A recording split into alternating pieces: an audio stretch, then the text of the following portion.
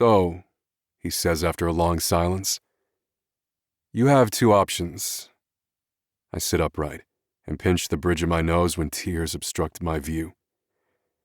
"What's that?" I ask, leaning so my forearms rest on the cool surface of my desk. I'm too antsy to sit still and too angry to move. Instead, I open the folder that contains everything left in those little girls' lives. Passports that have never been used. Birth certificates. Emmy and I share a birthday. March 25th. My chest constricts. Note after note from my sister, listing all their likes, dislikes, and everything in between. She planned for her death. You allow the guilt to consume you, or you become the man your sister expected you to be. He holds a small black card in the air. What is that? Elijah slides it across my desk. In swirling baby pink script it says, "The Single Dad Hotline." What the hell is that? I'm not a dad. Is this a sex line? Holy shit. When you become a parent, do you automatically lose your sex life too? Can I do that? Who am I kidding? I haven't had a sex life well, since the night I explored every inch of Stella's mouth. Not because of her, but because of work. I don't do relationships, and one-night stands are trickier in the age of social media. The lies we tell ourselves. Get a grip, Beck. You're spiraling. Would I give you a sex line number? He asks. I raise a brow. Fine, I probably would, but that's not what this is.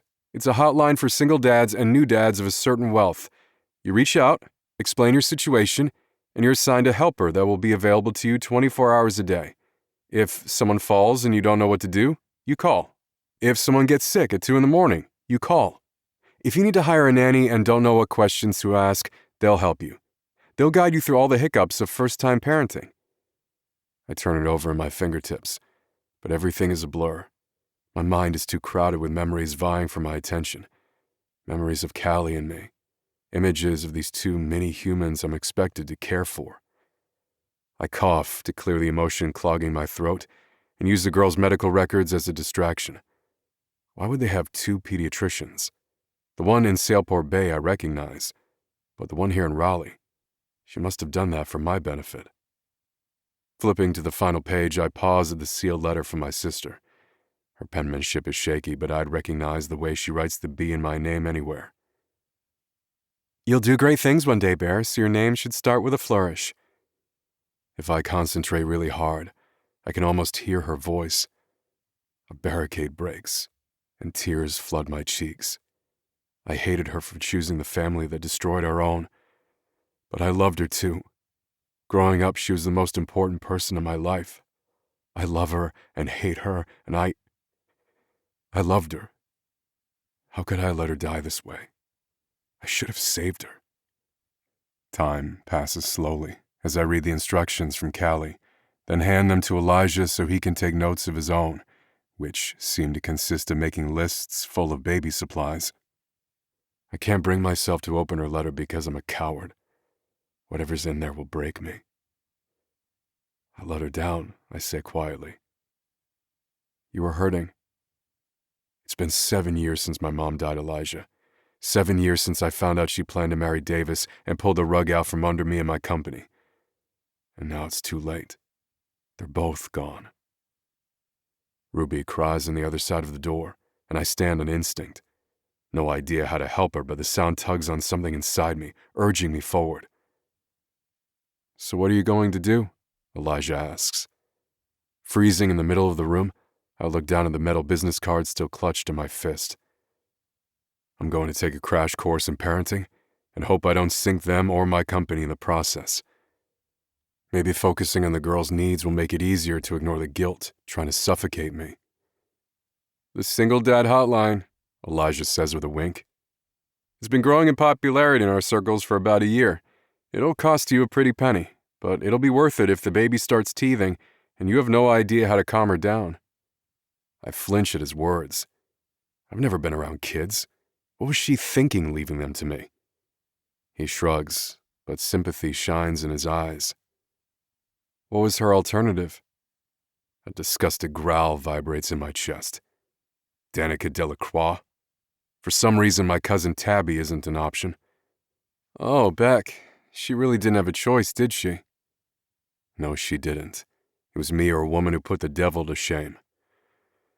No, I say, then exhale a long breath. I have to do this, right? It's an idiotic question, of course I do. There's no telling what kind of life the girls would have with Danica. But I do know I wouldn't be healthy or happy. And somewhere, buried deep, lives a need to do this for my sister. Reaching for the door, I turn back to him. Wait, how do you know about the single dad hotline? From a friend of mine, he says elusively. Care to expand on that? Did it work? Is it worth it? Yeah, Beck, it's worth it. Have you ever held a baby before? Fuck. Not until the car ride back with Stella. Returning to my desk, I place the card face up and pull out my cell phone. There's only an email address. What the hell kind of business is this? I think it's one that will save your ass, and I know you, Becker Hayes. Your mind is running in hyperdrive because you'll try to do this all by yourself, but newsflash, that's not how families work. Families are plural for a reason. It takes a village, so lean on yours. You're not alone in this. He lifts his iPad in the air. I'll start by having this stuff shipped to your penthouse. After you contact the single dad hotline, research baby-proofing. In your house, that's a priority. Baby-proofing? What the hell is baby-proofing?